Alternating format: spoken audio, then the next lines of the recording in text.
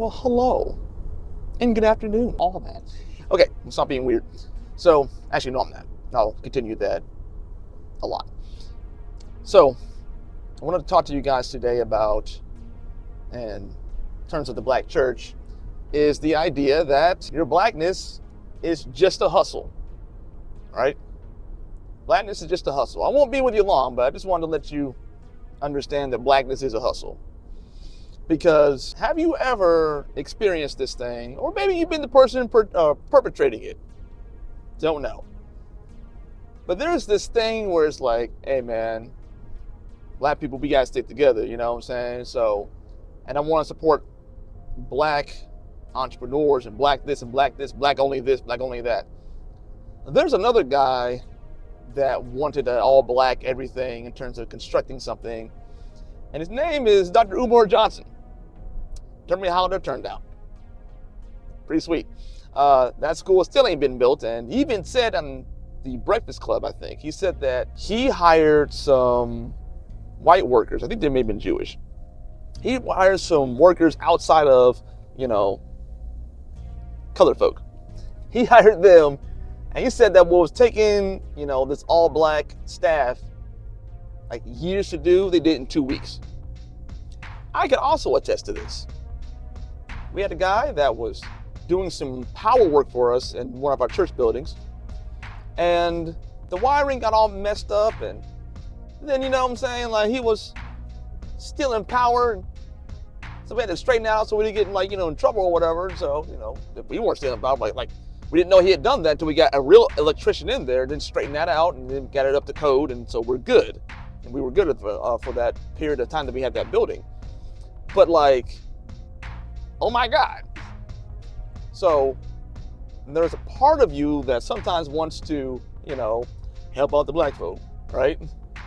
And then the work is delivered, and the work that's delivered is work that is not honorable. And the reason why it's not honorable is because it is perpetrated on this system that is always setting us up to be not only victims, but also just getting away with stuff, AKA not being all that accountable, So if you've seen this before too, where somebody will do some shiesty work or some shoddy work or whatever, and then it's like, bro, what did you do? And they're like, man, see, hey bro, we gotta stick together. It's like, no, we don't. What did this one guy say? He said, I stick with my kind, you know what I'm saying? And this kind right here is a bum. It's an unaccountable bum. But a lot of times, when you're not able to be held accountable because you have an entire system that is making money off of your blackness. So what else do I mean by that? 501c3s. Have you ever noticed that a lot of the 501c3s seem to, and not all, I know some people that do some work that are really trying to do some work. And unfortunately, I have more than a notion that those people who are doing that kind of work and really trying to solve the problem, I got a feeling that they will eventually meet resistance because they actually are trying to do the work. Now, why would they do that? Because once the problem with the 501c3 is solved, there's no more money. So when you look at a lot of these almost government cities, I mean, they're government cities, but what I'm saying, there's so many of these kind of programs and this and that and everything, and nothing ever seems to get better. There's a reason for that. It is a fantastic way to just, launder money.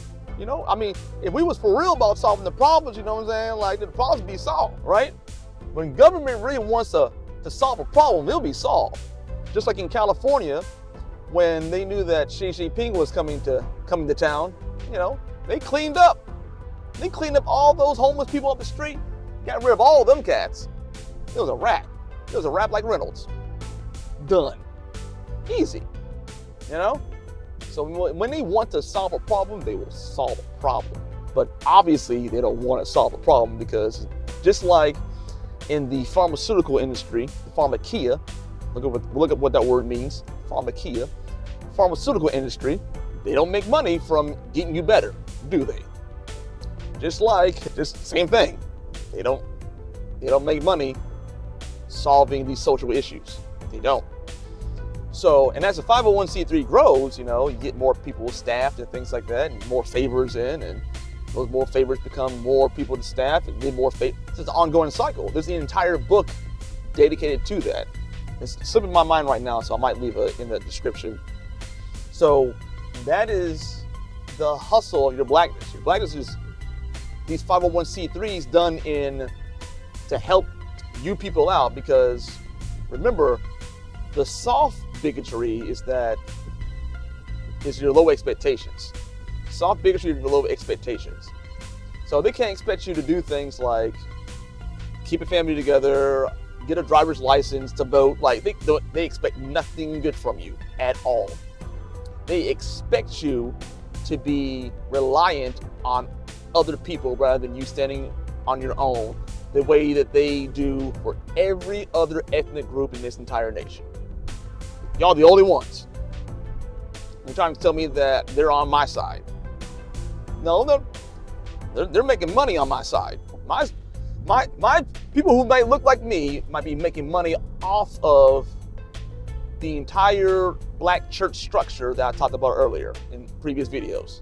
So if you're down to one income, you need another income, and you've already been incentivized by the government not to have two people in the home. So therefore, we know that that's just a racket. So you are prime real estate for these type of 501c3s and these types of hustles of, black people got to stick together as they take the shirt right off your back. You've seen it. You've seen it happen before. Well, I want to support the black people, so, and some of these knuckleheads out here will sit there and you'll lose your whole shirt dealing with them. But when you call it out, no accountability, because that's the way it's structured. No accountability.